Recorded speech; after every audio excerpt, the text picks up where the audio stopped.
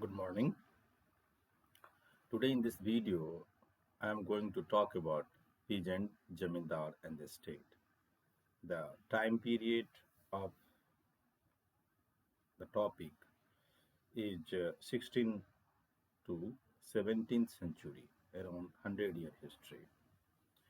And in this chapter, you are going to know about agriculture, administrations, village community, especially in the Mughal period. Mughal who was ruling in India around 300 years. So before coming the British, who had dominated over the India, Mughal was ruling over the India.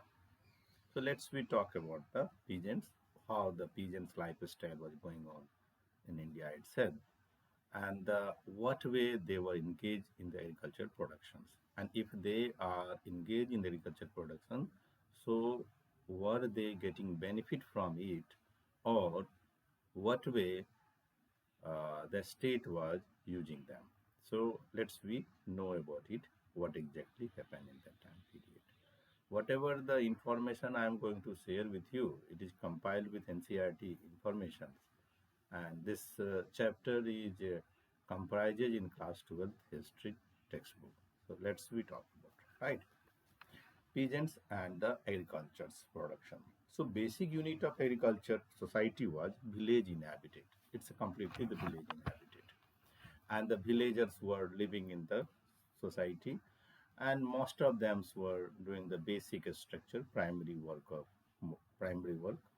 and they were producing the some commercial also, but their productions was basically for the self-sufficiency, not more than.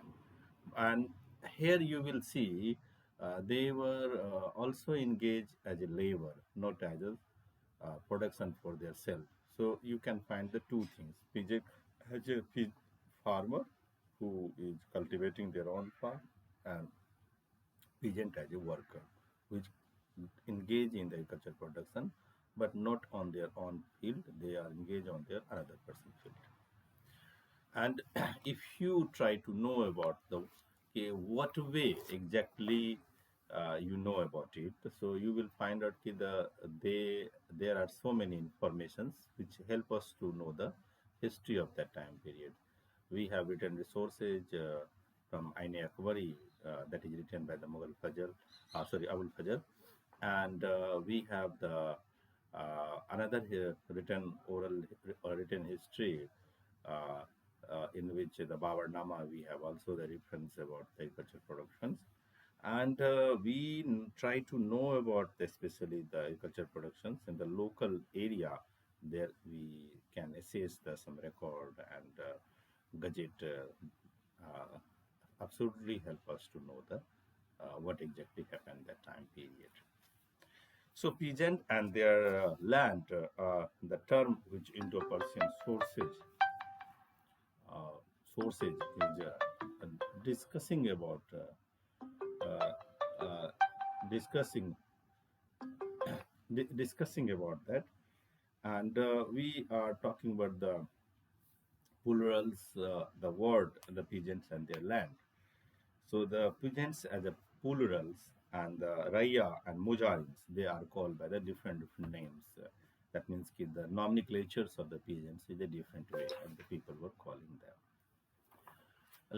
Now we see they have the peasants are doing the work on the two sort of the field, the Pahi caste and Khud caste. So that means the Pahi caste and Khud caste. Pahi caste, that is the persons who work on the field of the another farm, and the Khud caste who is working on their own field. Beyond of the agriculture productions, there are the certain things, those are core relations of the productions. And first of all, I will talk about the irrigation and then the commercial enterprises. Irrigations is a source of agriculture productions, and you need a regular supply of water for your farm. Without it is not possible. So there was an arrangement for irrigations, and the arrangement of irrigations, like naturally that you see the farmers who are engaged in the productions. And we also we can talk about the farmer is engaged in the productions because they are getting supply of the waters from the particular river or imbaked area.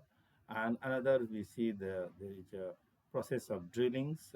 The pair of giant oxen were used for the production. So in which before the cultivation of farm, they were irrigating their land. So natural and practical source of water were available at times. And evidence of crops, the multiple types of crops were supposed to be like maize, like wheat, like sugarcane, like paddy, like another like jeans, camel, like the cottons even supposed to be they were producing. Now, one hand we are talking about the pigeons and their engagement in the productions. Another hand we see that the village, inside the village, people were living and they were part of the one community. And the community is divided in the caste and the creed, and so the caste based community you can see inside the, so the caste, and they have the panchayat head, and the panchayats were also coordination body. Panchayat and headmen who were the superiors, and they were they were behaving just like a head of the village, and those were so much naturally powerful at that times.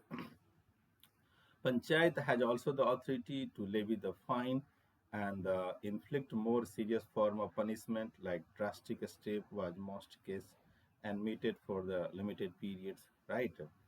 So, in addition, the village panchayat, each caste or jati in the village had their own jati panchayat, and the jati panchayat. So, you need to follow the jati instructions. So, without instruction, it is not followed to be done. Now, the village artisan, within the village, you can see the artisans who are also working, and the artisans are so superiors to be a powerful theirs, and they were engaged to do the regular sort of the agriculture productions, and they were engaged. So that, like at time, the distinction between the artisans and peasants, you can see the artisans not are the peasants, but they are engaged in their under sort of the activities. And within this periphery, you can find very beauty of the sort of republic. So that means you cannot say they were the democratic republic. They were just choosing their headmen, and they are practices of some the way to dialogue and dissent within the village, and they were discussing about the selection process also. Now, the basic, our society, the human is half half of the population. So how you can forget their role? So the men in the village, especially, they were so much instrumental, and they were useful for their agriculture productions, especially women in agrarian structures or working for the regular basis, and even in the regular basis, they have the multiple source of home course of actions. Now, another point we will know about the forest and tribes. So, forest, that is a jungle. So, the king has the control over the jungle, and the king know how to handle the jungle. So, the jungle as a source of also revenue, and they are just a part of the annexations, and the jungle as a source of entertainment, also forest as a source of entertainment, that the people used to go the hunting the animals and etc. Now let's we talk about the Zamindar. Our story of agrarian relations. It is interlinked with the Zamindar. Zamindar, especially, they were Khudmat, and they got the land, the larger piece of the land from the king, and they have the consolidated their power. They were supplying the army to the king, and even sometimes Zamindars have the larger farm. So Zamindar and Jagirdar both were the core structure of the administration that time period.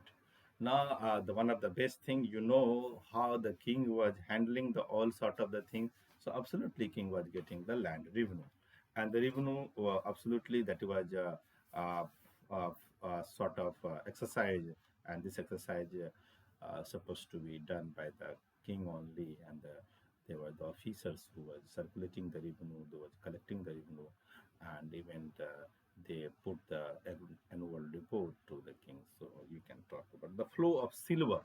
Silver is they were getting in the sort of the trading exchange. So that in the trading, they were generally getting the silvers from the Middle East and the Central Asia, and silver is a source of transactions of the commodity. So you can't say it is a completely the barter based and exchange based economic enterprise. They are paying the money and purchasing the commodity. Now, finally, one of the core instrumental in this video that we are talking about the Abul Fazl. Abul Fazl was a historian under the Akbar regime, and as a historian, he played a major role. He saved the narrative of the Mughal periods, especially Akbar periods, in the textbook, and he talked about many more things. Even land revenue system, we talk about the internal administrations, within the court, court politics, and even the personal diaspora of the king. That is also discussed in the three volumes of the Abul Fazl book. And we can talk about the gardening systems they were supposed to very beautifully do, and the king had a lot of practice of the gardenings, and they were likeable to the flowers like rose, and especially it is a source of sort of like the daily basis of practice of the entertainments, and the people were liking that things. So finally, to conclude, this chapter is talking about the peasant, that is better half of the king and ruling in the provinces on behalf of the king, and finally the consolidated power in the hand of the Zamindar. Thank you. It is a very short video. I hope you people like it, and I also request to the who will view this video, kindly just put a one comment, and if you like it is useful, you can subscribe. Thank you everyone. Have a good morning and happy morning. And I just thought, okay, let's make the one video. Thank you everyone.